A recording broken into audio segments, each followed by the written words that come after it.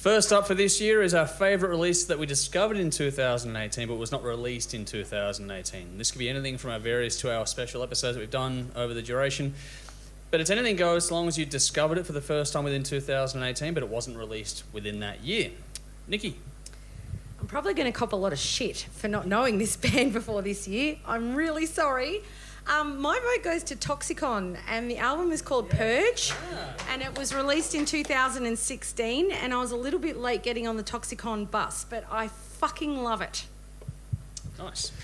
Okay, there you go. I'm going to go a little bit left of centre here. It's not really a release, but really a whole genre of music. So when I was growing up, I was really into guitar playing and more the shredding and more the instrumental guitar rock kind of stuff.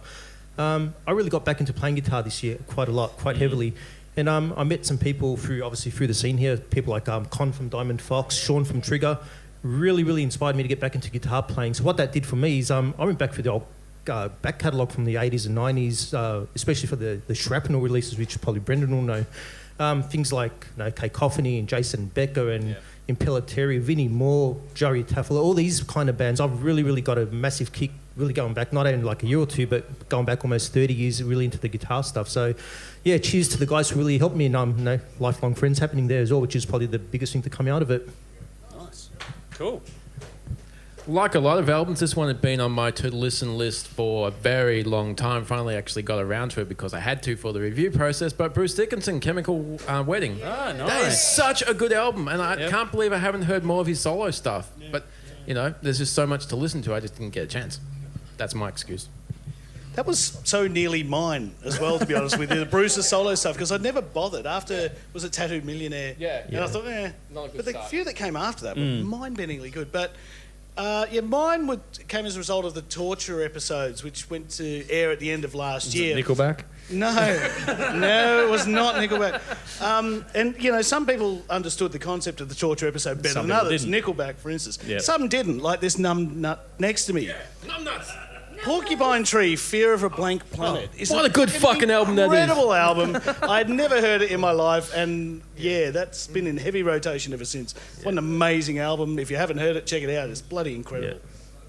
Yeah, and the thing is, there's probably even better albums in the Porcupine catalogue than that as well. And I'm a massive Porcupine Tree fan, and as Dave knows, so yeah, you've gone down a bit of a rabbit hole there, Brendan. It's a scary one. Well, it's not just him, because it's me too. My honourable mentions for this one are going to be Stephen Adler, Back from the Dead. Yeah, that was a really cool discovery. I hadn't listened to it until the past year when we did it for the Guns N' Roses special. In all honesty, that's the best solo release from any member of Guns N' Roses. That includes Better Than Chinese Democracy. Well, it's better than Chinese Democracy. Yeah. Chinese Democracy is a piece of shit. The Dizzy Reed album's better than... The Dizzy one's better than Chinese Democracy too. The Dizzy's good too. Yeah. But also I had, which is going to get me slaughtered, I know, but Kiss Revenge. I hadn't really listened to it until we did the Christmas special, and that was when I found that one. But the winner was like you. Porcupine Tree, Fear of a Blank Planet. Like, Dave completely missed the point of a Torture episode. So did you, Nick. You didn't even get off you fucked up. Yeah. You're both welcome. But yeah, that's definitely a rabbit hole for that one. So that's the end of that segment. We'll move along. There you go.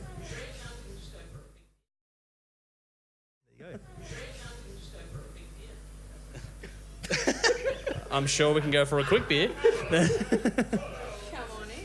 Who's going to say no? To a quick beer, not a long beer. All right.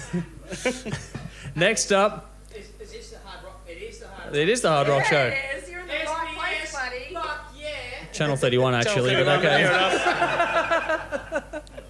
But the sentiment is great. We love you for it. We appreciate the enthusiasm. All the way. Fuck the government. that I'll get on board with. Fuck the government.